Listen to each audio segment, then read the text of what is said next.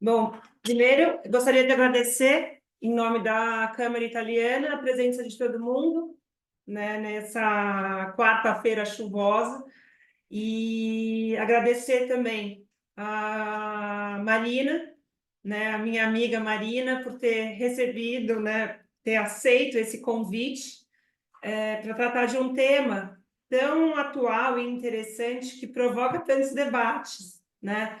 É uma coisa ainda nova, enfim, no Brasil, principalmente. Então, é um grande prazer ter você aqui, Marina. E vou fazer uma breve apresentação da Marina para vocês. A Marina é uma ilustre advogada criminalista. Ela é professora do INSPER, é conselheira do IBCCRIM e conselheira do IASP. Então, vou passar a palavra para você, e é isso. Muito obrigada. Muito obrigada, Débora. Primeiro, eu gostaria de agradecer o convite da minha amiga, né, que com certeza é uma das especialistas nesse tema que a gente tem aqui em São Paulo, e ela gentilmente me cedeu esse espaço aqui para que eu pudesse conversar um pouquinho com vocês sobre esse tema. Então, é uma alegria para mim, Débora, estar aqui ao seu lado nessa conversa, né? E que a gente possa trabalhar um pouquinho esse tema. Gostaria também de agradecer à Câmara Italiana de Comércio por abrir esse espaço, né? Eu creio que para os setores econômicos, esse assunto é um tema que, como você diz, é novo, mas ele é muito emergente, né? Ele está muito.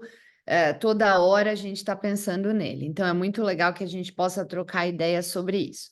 O primeiro ponto que eu gostaria de conversar com vocês, e eu já vi que tem uma pergunta aqui de mais ou menos duração, a gente pensou em mais ou menos 1 hora. Eu vou falar entre 40 e 45 minutos, mais perto de 40, e o resto a gente vai ouvir perguntas, ver o que vocês querem ouvir mais e trocar ideias, tá? Então, a primeira questão que eu acho que a gente precisa contextualizar é de onde que vem essa coisa de investigação privada, né?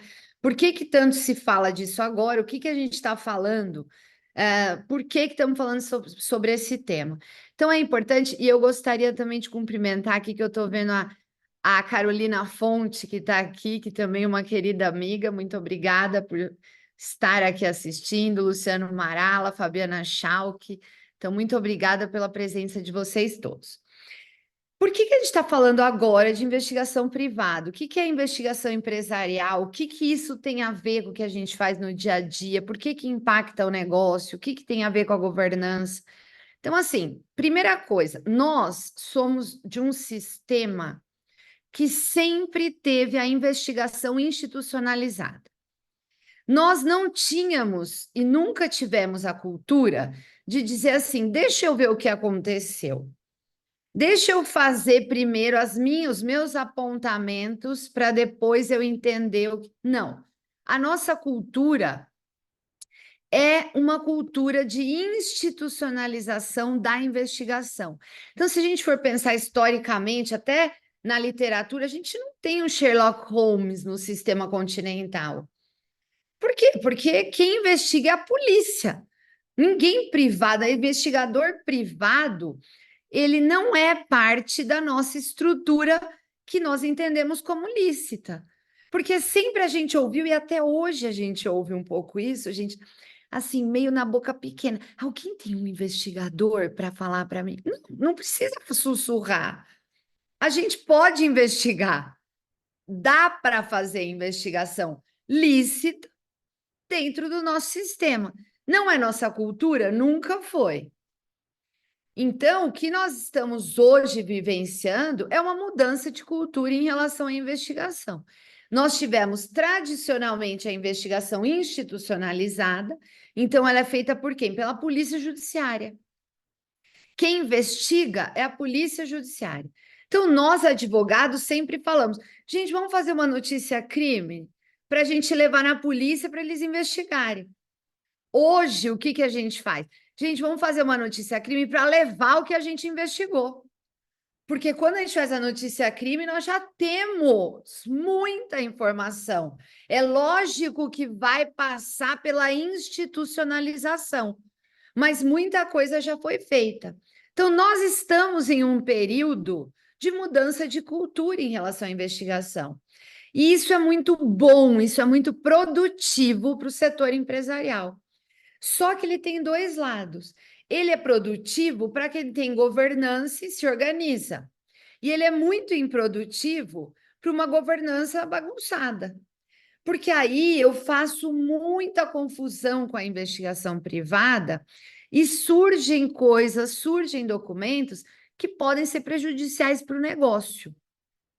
Então, e tudo isso eu estou querendo falar antes da gente começar o assunto, por quê? Porque muita coisa interfere nesse ambiente da investigação privada, que tem menos a ver com direito penal, menos a ver com técnicas de investigação e mais a ver com governança das empresas, com estrutura de poder decisório, com estrutura de hierarquização, delegação, com formas de trabalhar internamente nas empresas. Tem mais a ver com isso, a linha que nós vamos tratar aqui de problemas, a meu ver, do que efetivamente com a questão penal e processual penal, que também há advertências para que a gente faça, mas são advertências absolutamente controláveis. A meu ver, os problemas de governança são muito maiores para o Brasil. Então, acho que a gente tem que olhar um pouquinho para isso, né, como advogados, e tentar superar esses obstáculos. Passando, então, para essa mudança de cultura, o que a gente percebe no país? E eu sou advogada há 25 anos agora, né? E eu vivi muito essa transição. Então, assim, de situação que a gente não fazia nada de investigação interna para coisas que a gente faz tudo. E como que a gente vai trabalhar isso? Como que a gente pode, num sistema que é o que a gente tem, trabalhar isso? E aí eu conto para vocês o seguinte: eu aprendi muito de investigação privada com os americanos, com os trabalhos que a gente fazia com advogados americanos. Só que, por outro lado, eu também me indignei muito com os advogados americanos, porque eles achavam que eles podiam chegar aqui e fazer o que eles quisessem, seguindo o código americano, seguindo as regras americanas. E não é assim. Aqui nós temos outro código penal, uma constituição que protege o sigilo de sigilo fiscal, sigilo financeiro, sigilo telefônico. Eu trabalhei em 2004 no caso da Kroll, que foi um caso paradigmático nessa mudança de cultura. Teve absolvição e tudo mais, né, da maioria das pessoas. Mas o que acontece? É uma mudança. Quando eu olho para um sistema que tem a investigação privada como base, cerne da estrutura deles de investigação penal, o nosso sistema é realmente muito burocrático, muito diferente, cheio de travas. Mas é o sistema que nós temos para garantia fundamental.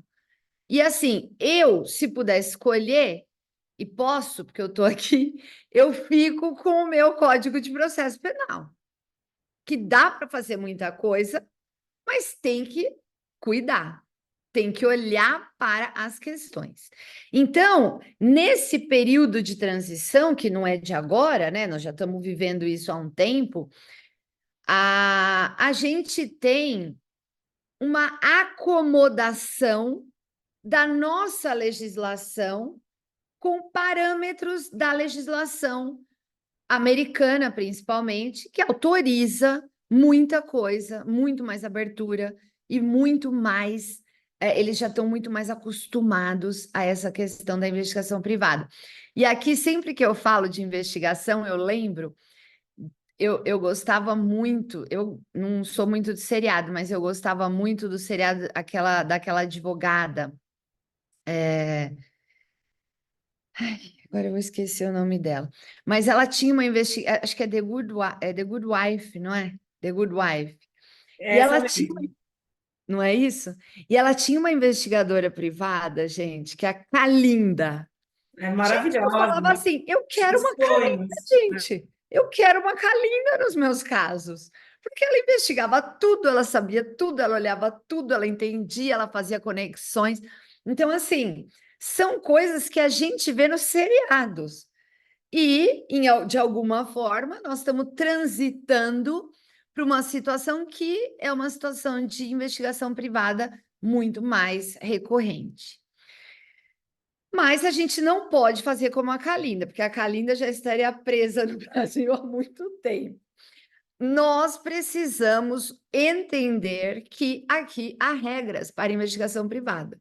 Investigação privada, eu estou falando de tudo. Estou falando das empresas, estou falando da investigação defensiva, estou falando da investigação de casos pequenos. Depois eu vou fazer uma diferenciação.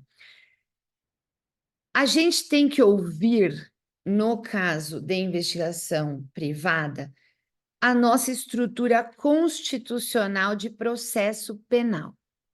Então, ela é que vale para reger, a meu ver, a nossa investigação. É claro que algumas questões do Código de Processo Civil são aplicadas em complementariedade ao Código de Processo Penal, e, ao mesmo tempo, algumas regras constitucionais. Mas a gente aplica esse Código de Processo Penal. Por outro lado, e eu gosto de falar muito dessa questão da natureza da investigação privada, porque a gente estava até conversando, eu e Débora, hoje. Veja bem, a investigação privada, ela não é institucionalizada. Então, vamos entender que ela tem dono. Ela não é uma informação pública. Ela é uma informação privada, ela tem dono. Veja, é muito, na minha cabeça, é muito simples de entender que a gente está saindo de um momento que a gente só investigava dentro da instituição polícia, então era uma investigação pública, uma investigação que se fazia pelo Estado, para a gente fazer uma investigação pela empresa. E essa investigação, ela não é do Estado, ela é da empresa. Então, vamos aqui entender que ela é uma investigação que não tem qualquer perna do Estado envolvida. E não tem tentáculo do povo que vai querer amanhã pegar tudo que eu investiguei sobre isso. Veja, eu não estou nos Estados Unidos. É claro que eu não falaria isso se eu estivesse numa empresa americana, estou falando Brasil. As empresas americanas, inclusive muitas que estão sediadas no Brasil, têm obrigação de entregar muitas informações. Não só de entregar, né, Débora, como os próprios gestores de informar o que foi apurado. Não é o caso da empresa brasileira.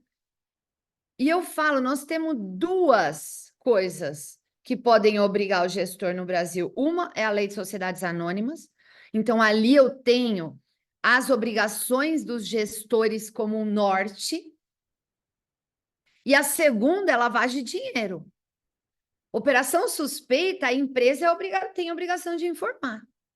Se está lá dentro do regulamento do Bacen, aquelas historinhas bonitinhas lá, se eu vejo uma operação suspeita, eu tenho a obrigação de informar. Agora, o que eu investiguei, autoria. Então, vamos imaginar que eu chego, e aqui vamos falar abertamente, eu faço uma investigação privada e chego à conclusão que o meu diretor corrompeu um funcionário público. Eu não tenho obrigação de informar se eu sou uma empresa privada. E muito menos de amanhã, na hora que chegar o Ministério Público, ele falar, entrega o documento que você investigou. Não, não vou entregar. Eu não tenho essa obrigação. Agora, é óbvio que eu posso decidir, e isso é um ponto que a gente precisa conversar aqui, a investigação privada, ela tem alguns objetivos. E um deles é pensar estrategicamente o que a companhia quer fazer com aquelas informações. Por isso que a gente faz para dentro da empresa. Se eu estivesse na polícia, eu não ia ter tempo de pensar estrategicamente.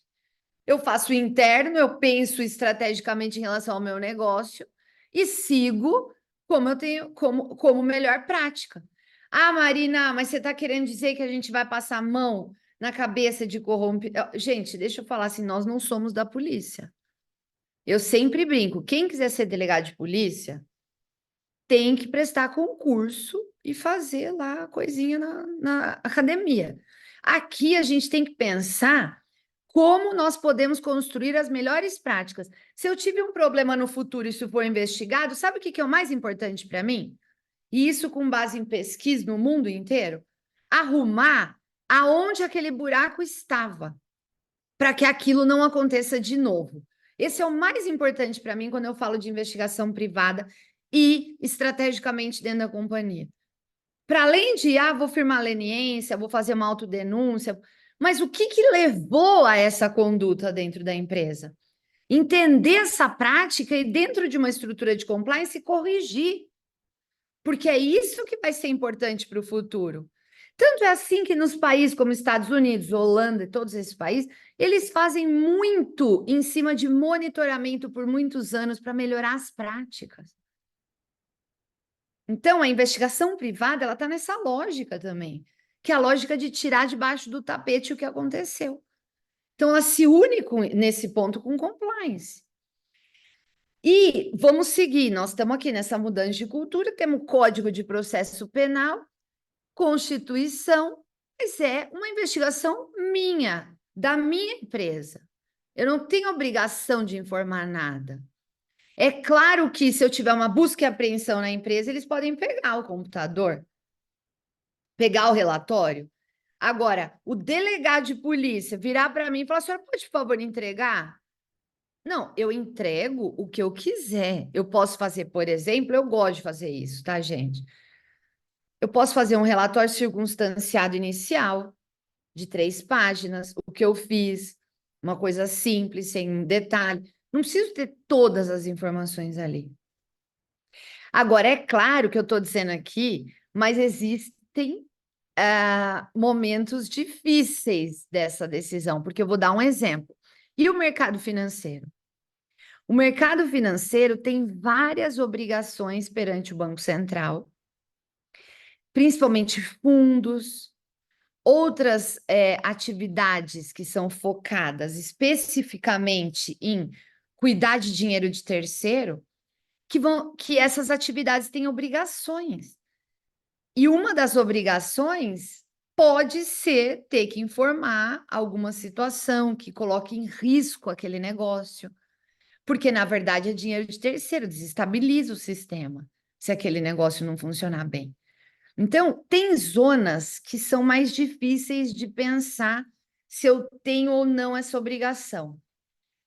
Mas, na regra, a investigação privada é algo que se faz dentro da companhia, de dentro da companhia, né, com várias conexões, contatos, documentos, entrevistas e tudo mais, e é uma propriedade da companhia.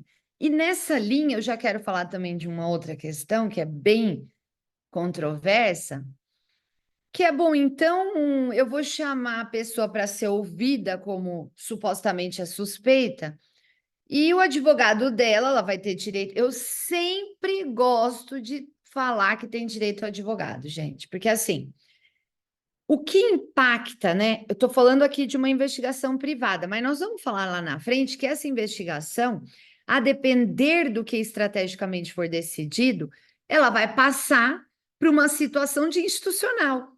Falei aqui, né, Débora? Antes a gente fazia um pedido de três páginas de notícia-crime. Agora a gente faz 12 e coloca todos os documentos, 60 documentos já com tudo que a gente investigou. Que a gente já entrega mastigado. Mas aí eu decidi institucionalizar. Eu mesma peguei aquilo como advogada, com a minha equipe, com a empresa, com todo mundo, decidimos fazer isso. Vamos lá, entregamos isso. Quando eu vou ouvir a pessoa, é claro que o depoimento dela vai impactar no direito de defesa dela.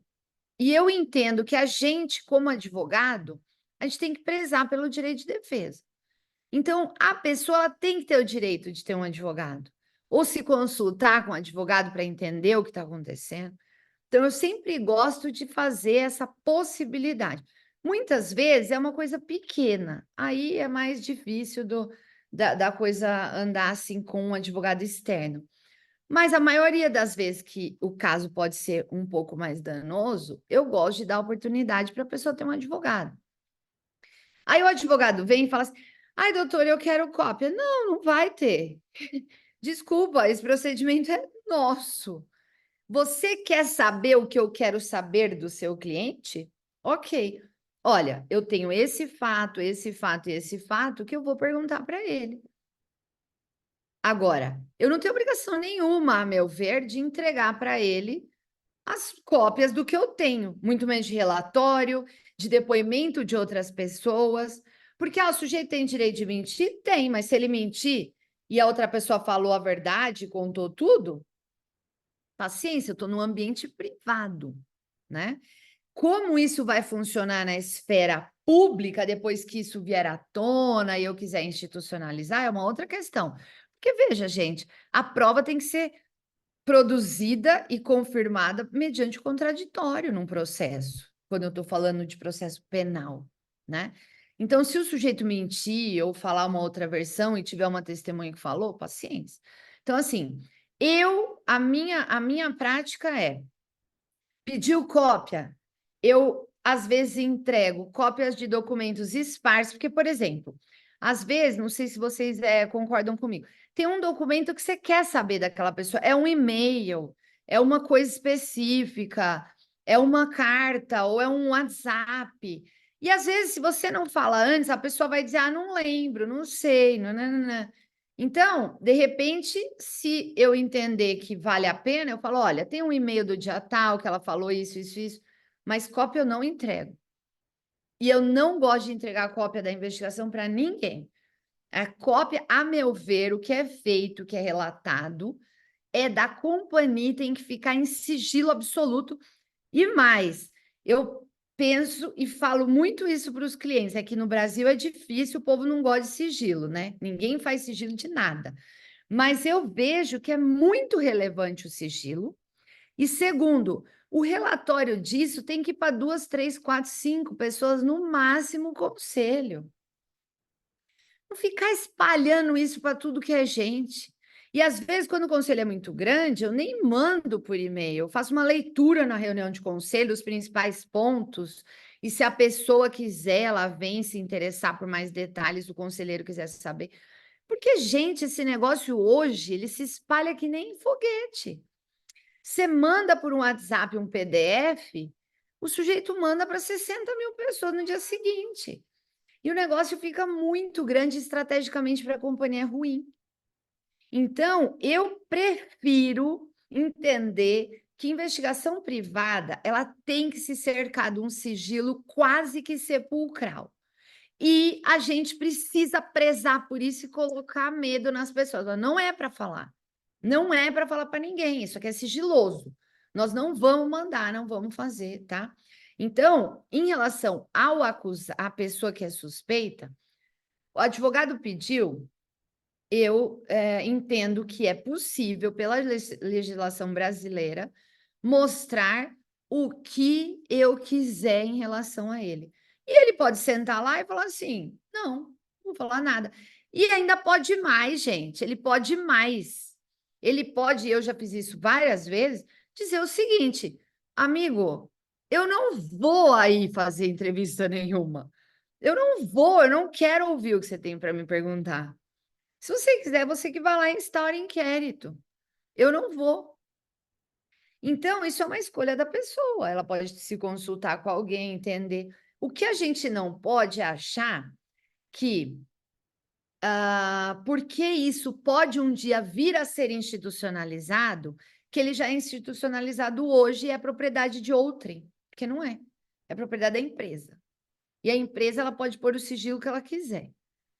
Ah, mas o sujeito tem o direito de defesa. Tem. Ele tem absoluto direito de defesa. Ele não precisa nem ir lá. Ele não precisa ir. Se ele convidar ele, ele não vai. Ele fala assim: não, vou exercer meu direito, eu não vou. E eu não posso obrigar. Aí eu vou dizer, aí as pessoas vão dizer: não, mas a empresa pode mandar ele embora. O fato da empresa mandar ele embora e como ela vai mandar tem a ver com o contrato de trabalho dele, com o que ele se comprometeu num programa de compliance, por exemplo. E vamos imaginar que ficou comprovado que ele não cumpriu o que ele se comprometeu no contrato de trabalho. Então, ele precisa poder ser mandado embora por justa causa.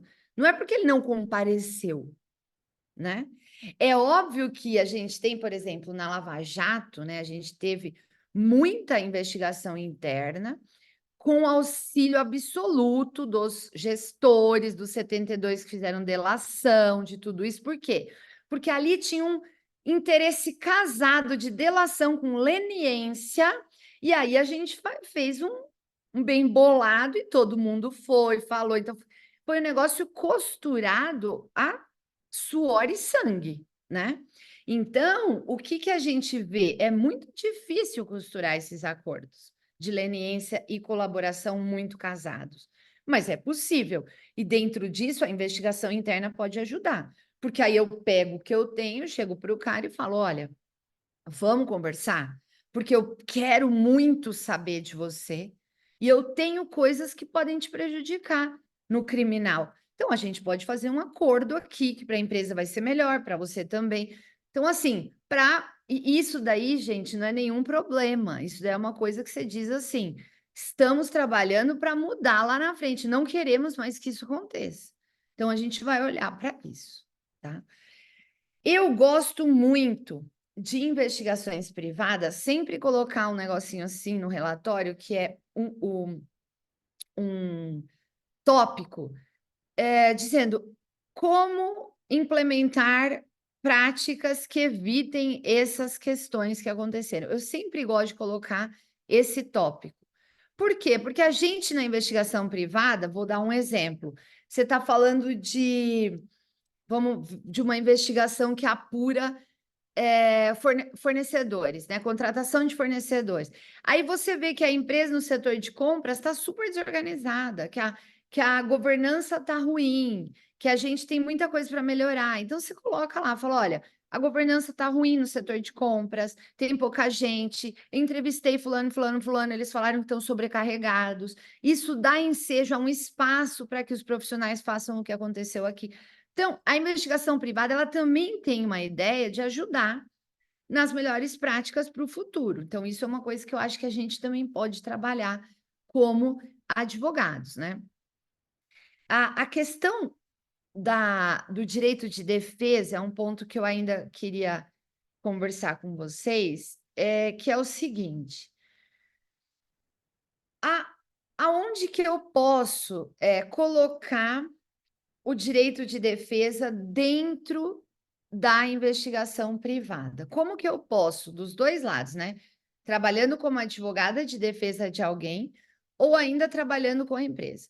Primeiro, a oportunidade do advogado já é alguma coisa muito significativa, porque o sujeito ele vai poder se consultar, entrevistar com o advogado e perguntar coisas, e falar com o advogado e dizer o que aconteceu, e o advogado vai pensar o que é melhor.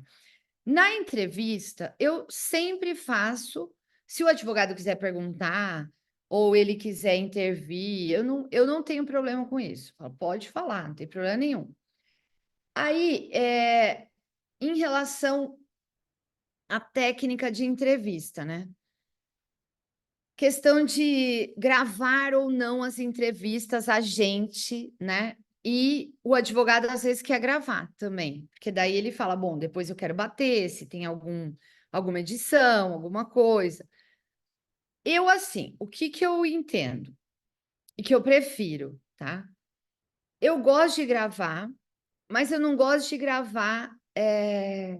Eu gosto de gravar só para depois fazer a degravação, assim, colocar no papel o relatório do depoimento, passo para o advogado dele, ele dá o ok, a gente finaliza e termina. Gravação, que nem a gente está aqui, né? Vídeo. E o outro, o que isso acaba levando, a meu ver, numa investigação interna, né? Nos Estados Unidos, isso é muito comum. Eles colocam lá na mesa do advogado, gravam. Só que o que eles fazem lá nos Estados Unidos? Desliga a gravação.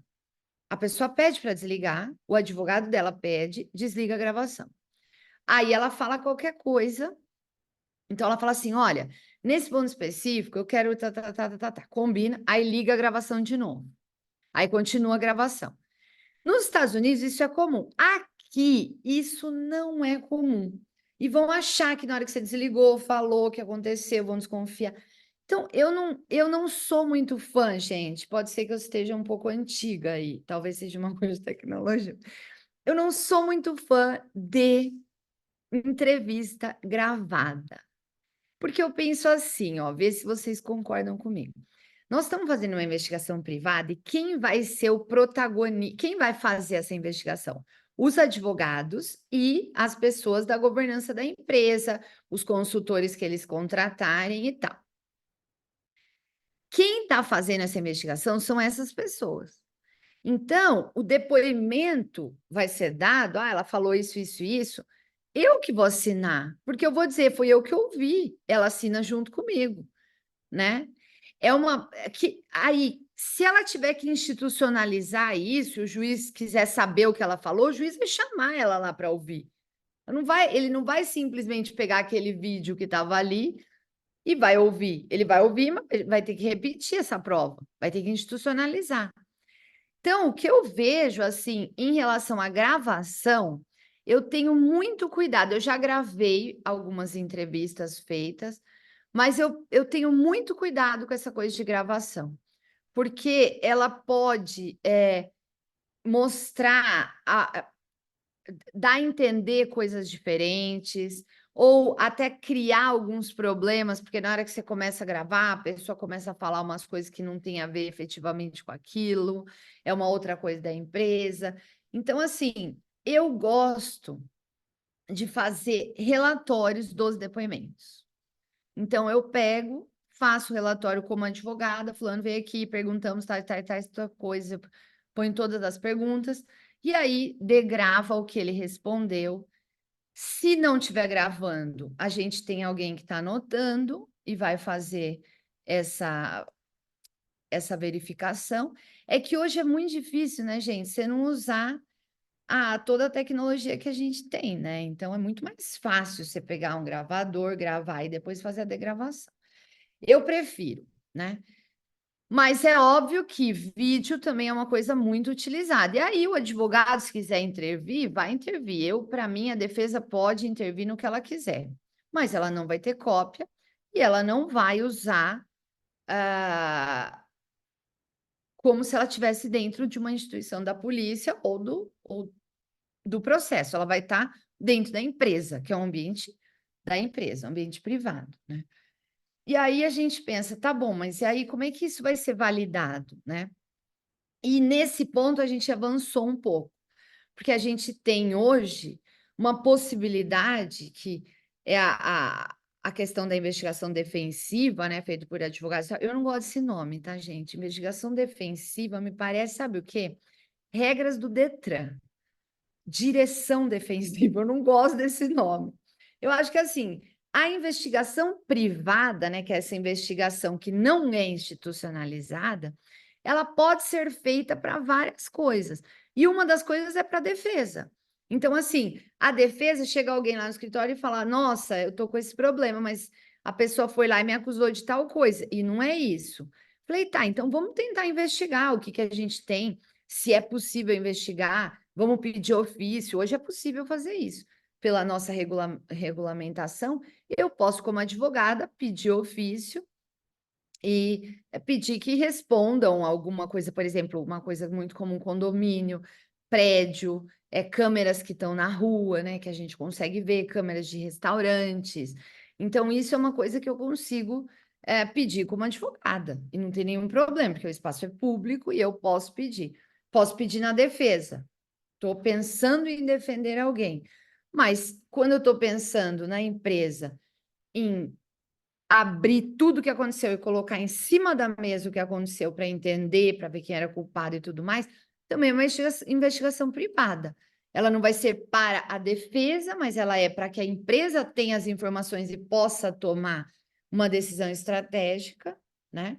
Mas ela é uma investigação privada, ela não está institucionalizada. Todas essas investigações privadas têm o limite, como eu falei lá no começo, que é o Código de Processo Penal e a Constituição Federal. Tem o meu sócio, Daniel Zaclis, ele acabou de fazer uma tese de doutorado sobre esse tema. E ele publicou um livro, que é a investigação esqueci o nome agora, mas é Daniel Zax, investigação privada ou empresarial, uma coisa assim.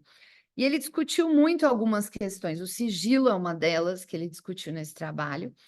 E outra coisa que ele discutiu muito é aquela coisa da validade.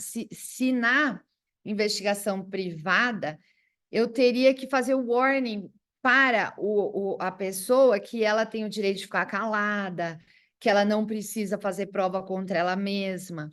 Então, se eu teria que fazer isso. Eu sempre penso assim, o que a bunda não prejudica, entendeu? Então, assim, dizer para a pessoa que ela tem o direito de ficar calada, eu entendo que é uma regra do direito brasileiro. Agora, ela não é uma regra que me coloca essa obrigação como advogada. Ela coloca essa obrigação para o juiz, ela coloca essa obrigação para o promotor, ela coloca essa obrigação para a polícia. Por isso que eu gosto sempre de fornecer para a pessoa um advogado para ela se consultar. Porque aí o advogado dela tem a obrigação de dizer, olha, você não tem a obrigação de falar nada. Mas é claro que assim, e eu entendo, tá? E aqui já respondendo a essa pergunta, eu entendo que se eu não fizer esse warning, eu não entendo que a prova está invalidada. Ela só precisa ser confirmada em juízo, ela tem que ser confirmada na instituição. Porque ninguém vai ser processado exclusivamente pela investigação privada. Mas aí vem uma pergunta que meu sócio me faria, que é a seguinte, tá, então por que eu vou fazer investigação privada? E aí que está a questão. Para mim, a investigação privada, o mais importante não é o depoimento do acusado. O mais importante é tudo que você faz antes, porque a gente tem conexões que se faz com documentos. Quando chega o acusado, não sei se a Débora concorda comigo, mas você vai confirmar coisas. É uma coisa ou outra que você não tem nenhuma ideia, né? Não é isso, Débora? Fala. Não, exatamente. Eu acho que são investigações e investigações, né? Quando você mesmo colocou, quando é para fim de acordo, é para fim de alguma leniência, alguma colaboração, que você tem a ajuda dessas pessoas físicas, né, Isso. para a obtenção da prova, porque prova de corrupção, principalmente, é muito difícil de você conseguir. Então, Sim, a palavra a pessoa da que fez. pessoa é muito importante para fazer o link com todos os indícios, com tudo que a gente vai pegando, enfim. Então, nessas situações, sim, o testemunho, a fala, né, a entrevista se torna muito importante, porque tem um objetivo ali. Mas nas Sim, outras situações, as entrevistas são só é. eu vejo, assim, muitas vezes protocolares, porque a gente não tem esse dom também de série de TV. Ah, vamos Então. pegar a pessoa na mentira e vai fazer, e nossa, a gente vai desvendar aqui um grande esquema criminoso, né? É. E muitas vezes a gente ouve o que a pessoa fala e ela fala uma frase ou outra que contradiz documentos que a gente tem. Então a gente já sabe que ela não está falando a verdade, né? Então você acaba conseguindo concluir com base em outras questões também. Agora, é óbvio que se você tiver depoimentos com bastante conteúdo, quando você for para a polícia, você vai ter um quadro probatório muito corroborado, né? E aí você consegue fazer leniência, fazer coisa, mas esses casos maiores, eles são mais raros, né? O que a gente investiga muito no dia a dia são coisas que, assim, efetivamente, você não vai ter a, a prova falada e contada toda a partir do acusado. Você vai ter muita coisa antes até chegar naquilo, né? Mas é importante, voltando aqui, só entender que a minha posição ela não é uma posição pacífica, né, incontroversa. Ou ainda no Brasil, a gente tem dúvidas se eu faço uma entrevista com o suspeito e eu não faço warning para ele que ele teria a possibilidade de ficar em sigilo, de ficar em silêncio, e que ele não precisa fazer prova contra ele mesmo, então esse depoimento não valeria. Eu entendo que se essa pessoa tiver um advogado do lado dela ou tivesse consultado com um advogado, a meu ver, a obrigação dessa informação seria do próprio advogado. Não macularia a minha investigação privada, entendeu? Mas essa opinião não é incontroversa, que nem eu falei.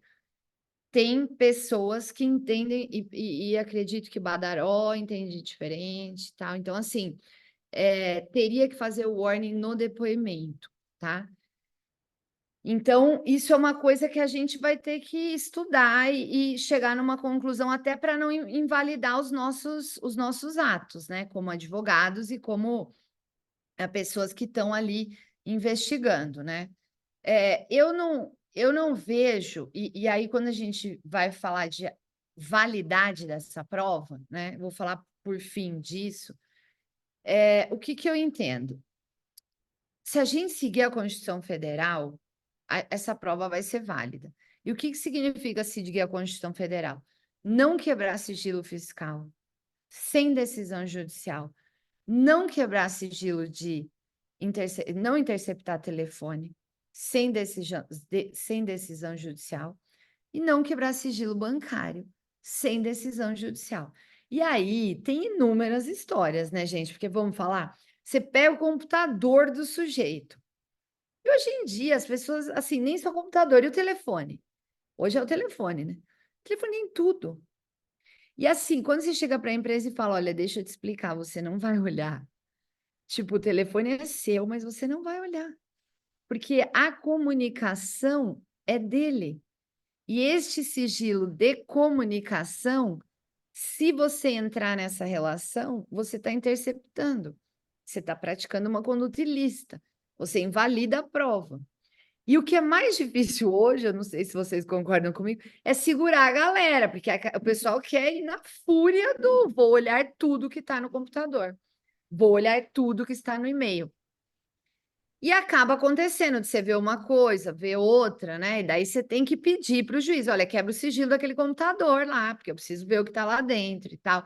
Aí, nesse caso, né, gente, vamos falar, nós já entramos com a notícia crimes, porque daí você já teve que pedir a investigação. Paralelo, você não viu tudo, mas você tem que pedir no paralelo. Você pede a investigação, já pede medida sigilosa para poder continuar investigando. Então, há situações que eu não consigo terminar para depois começar outra. Eu vou ter que fazer junto. Porque a demanda exige, o cara está sumindo com dinheiro, né? Está pegando coisa da empresa, não sei o quê. Então, para fazer a situação acontecer, a gente conseguir pegar de volta e disponibilizar bens, você vai ter que fazer as duas coisas juntas. Então, assim, validade da prova é o que está no Código e na Constituição. E-mail é da empresa. E-mail é da empresa. E-mail é propriedade da empresa. A empresa pode pegar o servidor e olhar todos os e-mails. Agora, e-mail pessoal é da pessoa. Telefone é da pessoa. WhatsApp é da pessoa. Então, assim, eu sempre brinco lá no curso do INSS, porque eu falo assim, gente, o computador tem que ter aquele bloqueador de gravar no C. Eles brincam que eu falo gravar no C, né? De gravar no próprio computador. Não pode gravar no C, você tem que gravar na nuvem. Porque na hora que você grava na nuvem, a nuvem é da empresa. Então, tudo que está lá, eu e Débora estamos investigando, a gente vai pedir, falar, olha, baixa a nuvem que nós queremos olhar. Ele gravou na nuvem, foi a pessoa que gravou lá, é da empresa. Agora, se está no computador, é dele. E aí, muita gente grava coisas absolutamente pessoais, né? Muitas, assim, dá até vergonha passiva, vergonha alheia, né? Mas grava. E tudo isso é sigilo. Então, a gente vai ter que suportar a ideia de que esses sigilos são sigilos quebrados apenas por decisões judiciais. E a gente vai ter que entender isso. Então, assim, não adianta eu querer burlar isso daí, porque aí eu vou cair numa situação de invalidade da prova.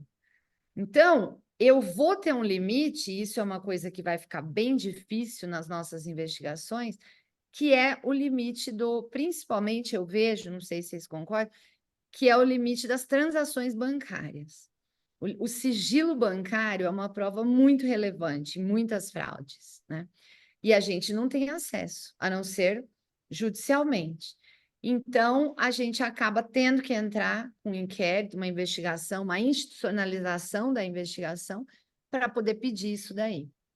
Acho que a validade está muito linkada a obedecer essas regras e tentar, dentro dessas regras, construir um conjunto probatório que possa dar ensejo a uma decisão estratégica da empresa, né? Então, acho que é muito difícil a gente lidar com esse sigilo bancário, até porque nos Estados Unidos, né, gente, eles vão lá no banco, o juiz fala, tá bom, tem uma investigação, as partes pegam aquele documento do juiz que existe uma investigação em curso e vão no banco, o banco entrega. Então, eles não conseguem entender muito como que a gente não vai fazer isso, né? Por que que a gente não pode?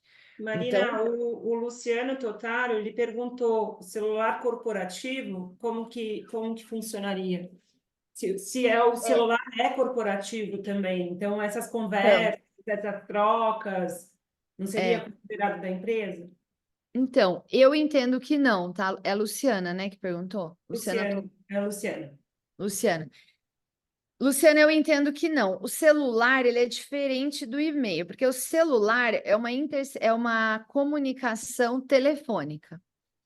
E a gente tem especificamente sobre comunicação telefônica regras de interceptação, de investigação em cima disso. Então, e o STJ, por exemplo, já decidiu inúmeras vezes que o WhatsApp é igual ao telefone, segue a regra do telefone. E o WhatsApp é da pessoa. Eu posso dar o telefone corporativo, mas a empresa não pode pegar aquele número e olhar todo o WhatsApp que está lá, porque eu entendo que aí é o sigilo da comunicação pessoal. E essa comunicação não é da empresa, apesar do aparelho ser da empresa. Agora, tem uma coisa, Luciana, que eu acho que facilita muito isso, que são os grupos. Grupos de WhatsApp, por exemplo. As pessoas participam de grupos. Aí, se você pegar alguém que está no grupo e fizer o print das conversas, essa conversa vale, porque quem te deu foi quem está no grupo. Ele está dentro da comunicação, entendeu? Agora, pegar o telefone, por exemplo, da pessoa e falar assim: ah, eu vou fazer uma. Nós vamos fazer uma manutenção no seu telefone.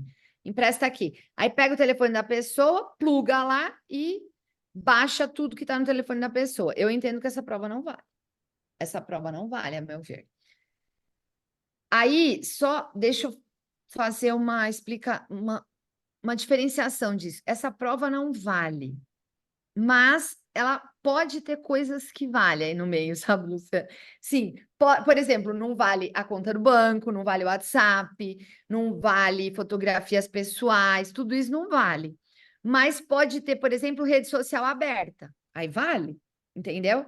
Então, tem algumas coisas que no celular pode valer, porque o celular hoje é quase como um computador, né? Quer dizer, é um computador. Então, de qualquer forma, eu não recomendo fazer essa sucção total do aparelho numa investigação, porque isso pode macular a validade da investigação, a meu ver. Do aparelho celular. Computador é diferente. Deu para entender? Sim, e agora, mesmo o WhatsApp usado no celular, você entende também que não pode. Não pode. A meu ver, não pode. Pode olhar o Teams, que seria a ferramenta de trabalho oficial, e os e-mails? Pode. E por isso que eu acho que é legal, Luciana, o Teams estar no computador. Porque tem uma outra questão também, que é aquela coisa do... Eu acho que o STF ele faz uma diferenciação legal nisso, que é o Teams, ele funciona pelo e-mail, e é o e-mail corporativo. Então, ele pode estar no celular, ele pode estar no computador, ele funciona pelo e-mail. O WhatsApp funciona pelo telefone. Então, ele entende, o STJ, e eu concordo com eles, que é uma comunicação telefônica. E essa comunicação telefônica tem regras diferentes da comunicação telemática, da comunicação do e-mail. O e-mail é da companhia. O Teams é a ferramenta de trabalho. Vai ser, mas e se eu usar o WhatsApp com o telefone da empresa? Vai ser diferente. Vai ser. Porque é comunicação telefônica. Aí você tem que quebrar o sigilo. O STF não aceita nem que a polícia pegue o WhatsApp sem que quebre o sigilo específico. Então, vai ter que quebrar o sigilo. O e-mail não. O e-mail é da companhia. Então, essa comunicação por e-mail, ela já é considerada uma comunicação de propriedade da corporação, mas a telefônica não. Então, tem uma diferença aí. Aí, eu estava só terminando a questão da validade, né? Eu entendo que essa questão da validade da prova, para daí a gente já ir para a nossa discussão. A questão da validade da prova, ela diz muito sobre uma coisa que a gente não falou aqui, mas eu gostaria de tocar, que é a organização da nossa investigação privada. A gente precisa entender que investigação privada tem que ter um começo, e esse começo ele tem que ser bonito, gente. Ele tem que ter um norte, ele tem que estar estruturado. Qual é a minha intenção nessa investigação? Por mais que eu fale assim, nossa, depois vai aumentar o escopo, depois vai aumentar a pessoa, depois... não interessa. Eu comecei com isso, isso e isso, e eu tenho que entender onde eu quero chegar. Primeira coisa, para mim, é essa organização estratégica. E a gente não faz isso muitas vezes. A gente não senta para organizar o que é o meu escopo. Então, dentro desse escopo, eu vou trabalhar com isso, isso e isso. E isto é que vai me dar muito dos limites e da validade da minha prova, porque eu vou entender aonde eu quero chegar e o que eu vou organizar como escopo, tá? Então, eu faço um escopo, eu faço o meio, que é toda a investigação, e depois eu relato de acordo com esse escopo. Eu acho que isso tem que ficar muito bem organizado na investigação privada, porque isso é que vai levar, a meu ver, a credibilidade da investigação realizada. Então, acho que temos que tratar um pouco dessa ordem que nós, advogados, precisamos fazer. E se a gente for ver os americanos, né, eles fazem isso muito bem. Eles têm escopo, depois tem que aumentar o escopo, eles discutem isso. A gente está fazendo isso também aqui. Mas acho que a gente ainda precisa evoluir um pouquinho nessa questão. Bom, gente, eu já falei um pouco mais de 40 minutos e agora eu quero abrir para perguntas, entender aí o que vocês acham também da experiência de vocês, como vocês enxergam essa questão toda da investigação. Nem sempre são investigações glamourosas, né? Investigação no dia a dia não tem muito glamour, mas também precisamos pensar na natureza delas, né? Tem uma pergunta da Bárbara, ainda com relação ao WhatsApp. Você está vendo? Tem celular corporativo com WhatsApp, com número corporativo para coletar informações da empresa seria válido, não? No meu entendimento, a coleta de informações pessoais, de saúde ou protegidas pela lei que não deveriam ser usadas. Sim. Não, então, essas informações não. O WhatsApp, ele ainda, mesmo sendo um celular com um número corporativo, ele é considerado uma comunicação telefônica. E a comunicação telefônica, na Constituição brasileira, ela tem um caráter personalíssimo. E ela só pode ser quebrada, né? Ela só pode ter um interventor a partir de uma decisão judicial. Então, por isso que o STJ tem entendido que mesmo o WhatsApp corporativo e tudo mais, não pode ser levado sem que tenha uma quebra de sigilo. Mas, Bárbara, eu entendo que essa questão ainda vai ter muita coisa para rolar embaixo da ponte, entendeu? Eu não acho que é uma coisa fechada. Por hora, estamos assim na jurisprudência e, com isso, a gente precisa cuidar nas investigações privadas para não ter a nossa prova invalidada. Mas eu entendo o que você falou e penso que isso ainda vai ter que ser considerado, para que isso possa gerar maiores efeitos também. Sabe uma coisa que eu lembrei agora? Eu vou entregar aqui a minha idade, mas quando começou a internet, o uso da internet, eu fazia parte de uma associação que a gente se reunia, eram vários advogados que a gente se reunia para discutir possíveis infrações ou questões envolvendo a internet. E o e-mail, na época, a internet era a internet de discada. Escada. Então, a gente tinha uma discussão, e tinha uma discussão muito forte lá atrás também na jurisprudência, o que que era o e-mail? É. Era uma interceptação telefônica? Era um cartão postal? Era uma correspondência? O que que era o e-mail? Então, assim, eu acho que Vai evoluindo, né? vai Não, evoluir Débora, eu agora lembro muito mais muito rápido, disso. né? E hoje a gente tem uma jurisprudência consolidada, que o e-mail é propriedade da companhia, não é uma questão, né? Só que para chegar nisso, que nem você falou, teve muita discussão, tem textos e textos escritos sobre isso. Então, eu acredito que a Bárbara falou, tem razão, porque ainda vai ter muita coisa para discutir sobre esse assunto, né? Marina, com relação à questão da gravação, eu só fiquei em dúvida de uma coisa. Você avisa para a pessoa que ela está sendo gravada, ou você faz essa gravação e essa degravação depois para fins de relatório? Eu sempre aviso. Eu Tá. coloco o gravador, aviso e falo: olha, eu gostaria de fazer o seguinte: a gente vai gravar, eu vou fazer a degravação, cotejando, porque daí que acontece? Eu gosto de fazer isso porque chega lá, a pessoa fala: eu não falei isso. Aí eu mostro a gravação. Eu falo: não, você falou porque está aqui, né? Agora, tem casos também, Débora, que a pessoa fala que ela não quer que grave. Aí eu não gravo, entendeu? Se a pessoa não autorizar, eu não gravo. Aí eu sempre gosto de estar em dois, né, na entrevista.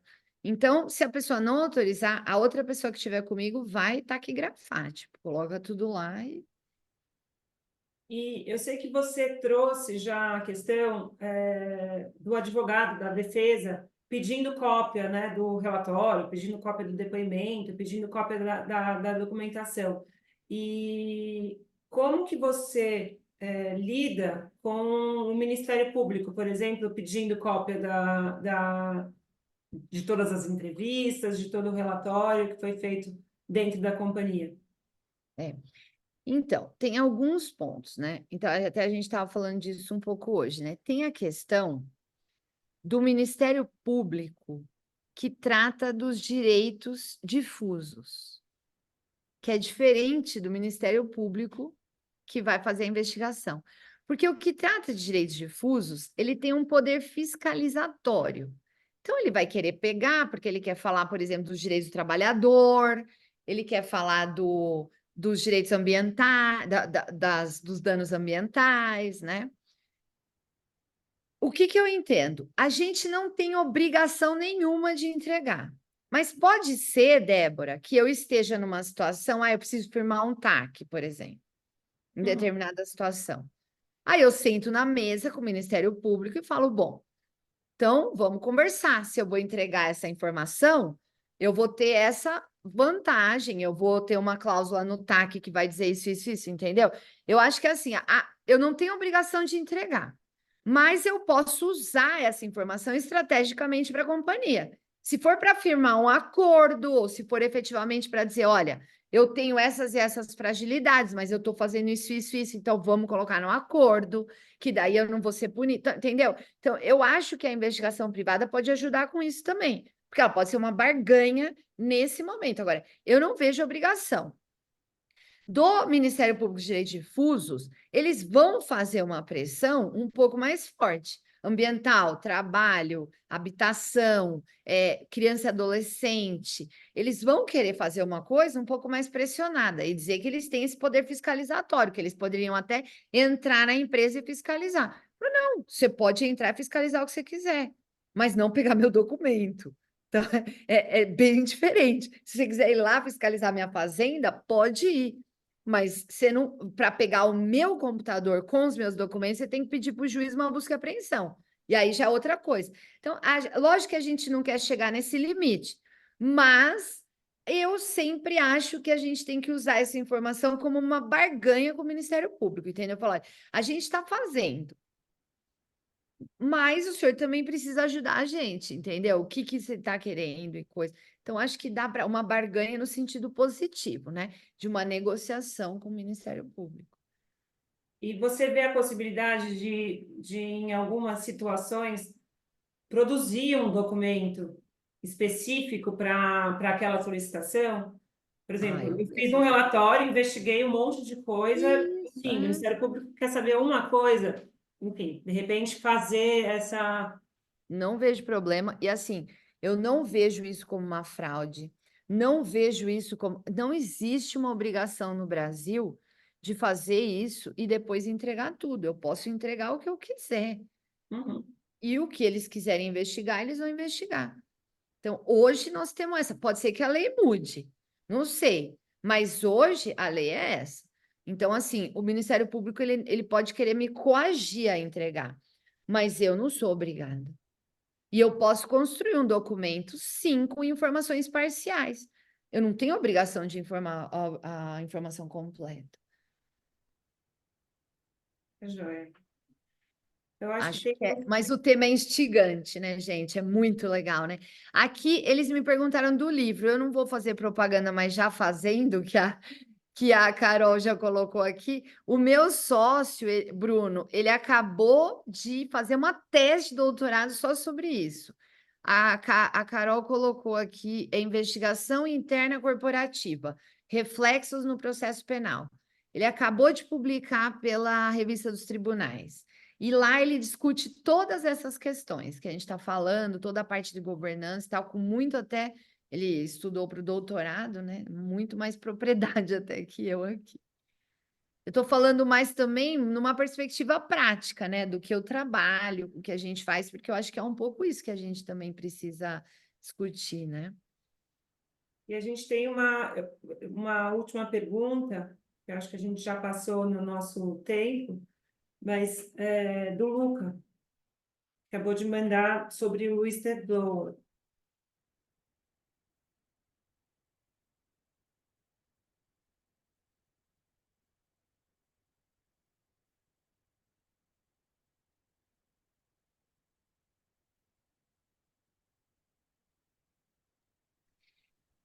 Whistleblower, né? Eu vejo que o whistleblower ainda está no Brasil como uma fábula, né? A gente tentou fazer coisas e tentamos estudar e tudo mais, sendo que eu me lembro que eu comecei a estudar esse negócio de whistleblowing. Eu fiz uma conversa uma vez no IBA, no encontro de IBA que tinha sido em Miami, há um tempo atrás. E eu fiz um painel sobre whistleblowing e eu comecei a estudar, e eu vi que a legislação americana sobre o whistleblowing já tratava de condições para as pessoas que quisessem fazer essas denúncias no século XIX. E a gente não começou nem a colocar aqui, nós estamos no 21 já. Então, assim, não é nossa realmente, o whistleblowing não é uma cultura brasileira. Eu entendo que a empresa ela pode abrir canais de comunicação com as pessoas para que elas falem e tal. Mas eu não vejo, falta regulamentação e falta para mim, pega para o Brasil. A gente não tem essa cultura. Então, eu tenho falado muito com uma professora de compliance e comunicação que eu acho que a gente precisa desenvolver Brasil canais de comunicação internos nas companhias, microcanais, que possam captar essas informações. E isso a gente vai ter que fazer independente de whistleblowing, porque os riscos e a mitigação dos riscos vem muito dessas informações. Então, acho que a gente precisa olhar para isso. Mas o whistleblowing realmente é um assunto que eu acho que para o Brasil ele ainda precisa evoluir muito, viu? Acho que a gente ainda está muito incipiente nesse assunto, até pela nossa cultura, né? Ó, gente, eu vou fazer aqui a última pergunta do Tiago Prego. Boa noite, Tiago. Prazer ter você aqui. Marina, você como você está lendo? Quer que eu leia?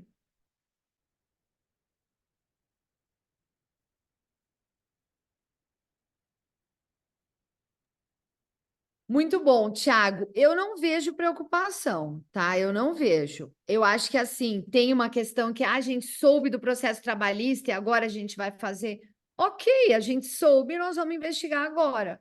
Eu não vejo preocupação. Até porque, num processo trabalhista, eu também não sou obrigada a colocar tudo que eu vi. Eu vou investigar E é muito legal a gente entender que a investigação interna é para colocar as coisas em cima da mesa. A empresa precisa entender as fragilidades dela. E numa investigação ela entende. E aí ela vai trabalhar num processo muito melhor. Então, eu não vejo trava em relação a isso. E o fato de eu não saber que isso aconteceu antes, só soube pelo processo trabalhista, ou por uma. Vamos imaginar que eu tive uma instauração de um inquérito ambiental, um inquérito administrativo ambiental, não é nem criminal. Eu não sabia de nada, agora eu começo a ver. Não vejo trava. Acho que a gente pode fazer. O que eu vejo é só precisa segurar a rádio peão, precisa segurar a galera no sigilo. E é esse que é o maior desafio que a gente tem quando eu já tenho um processo em andamento. Porque aí todo mundo quer falar, todo mundo quer fazer e coisa, e a informação vaza, e aí pode atrapalhar o próprio processo. Então, o que eu vejo de trava, Tiago, é conseguir organizar um escopo e conseguir organizar um sigilo importante para esse tipo de investigação, que vai começar quando já tem um processo em andamento. Mas eu não vejo um impedimento, não. Gente, acho que a gente passaria a noite inteira aqui fazendo Só falando desse perguntas assunto, né, Dé? porque enquanto você falava, já vinha várias questões, É. várias lembranças, recordações e várias dúvidas que eu acho que a gente vai ter sempre, né? Não tem jeito, a gente vai evoluindo. Então, eu queria agradecer, foi excelente.